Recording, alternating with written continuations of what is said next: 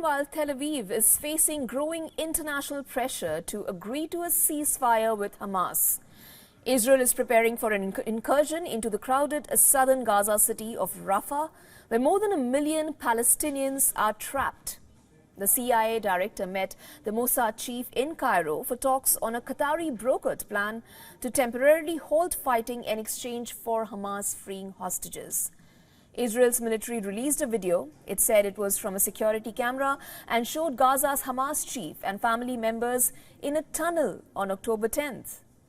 The Israeli army spokesman Daniel Hagari said, and I quote him here, "The footage shows leader of Hamas and mass murderer Yahya Sinwar fleeing with his children and one of his wives." Now, citing a senior Egyptian official, Al Qahira News stated the Cairo talks, which also involved Qatar's Prime Minister, were positive and would continue for 3 more days. The Cairo meeting came after US and UN warned Israel against a ground offensive into Rafah without a plan to protect civilians who say they have nowhere left to go. Now, after White House talks with Jordan's King Abdullah II on Monday, Joe Biden said civilians in Rafah need to be protected, calling them exposed and vulnerable. UN humanitarian chief Martin Griffiths warned Israel's planned military push into Rafah, the last bastion of refuge for over 1 million Palestinians, could lead to a slaughter. Now, a report in the Wall Street Journal said Israel was proposing to create 15 campsites of around 25,000 tents each in southwestern Gaza as part of an evacuation plan. It cited Egyptian officials saying the camps and field hospitals would be installed and administered by Egypt, although there has been no confirmation. The war's impact has been felt widely, with violence involving Iran-backed allies of Hamas surging across West Asia. Lebanon's Hezbollah has traded near daily fire with Israel since the war began. Now, on Tuesday, the head of the Iran-backed movement, Hassan Nasrallah, said the cross-border fire would stop only when the attack on Gaza stops. United States is reviewing reports Israel harmed civilians under guidelines aimed at ensuring nations getting U.S. arms conduct operations in line with international humanitarian law.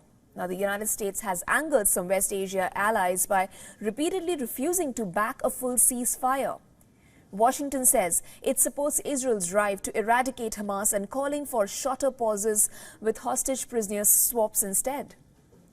Now, the low-cost airline Ryanair has cancelled all its flights to and from Israel for March and for April as well. Ryanair, like other major low-cost companies, cancelled its services to Israel on October 7th and renewed some of its routes only 2 weeks ago. The call appears related to the fees it would have had to pay to use Ben Gurion Airport, despite speculation that it could be in part related to Israel's war conduct. Israel's airports authorities decided to halt activity at Terminal 1 after the war broke out on October 7th. As a result, all flights departing from Ben Gurion Airport use Terminal 3. Meanwhile, the Turkish president is set to arrive in Cairo. Erdogan will meet his Egyptian counterpart Abdel Fattah el-Sisi, sealing a long-running rapprochement between the two men. Erdogan on Monday said the pair would discuss every effort to stop the bloodshed in the Gaza Strip. Now, the visit will be the Turkish president's first to Egypt since 2012.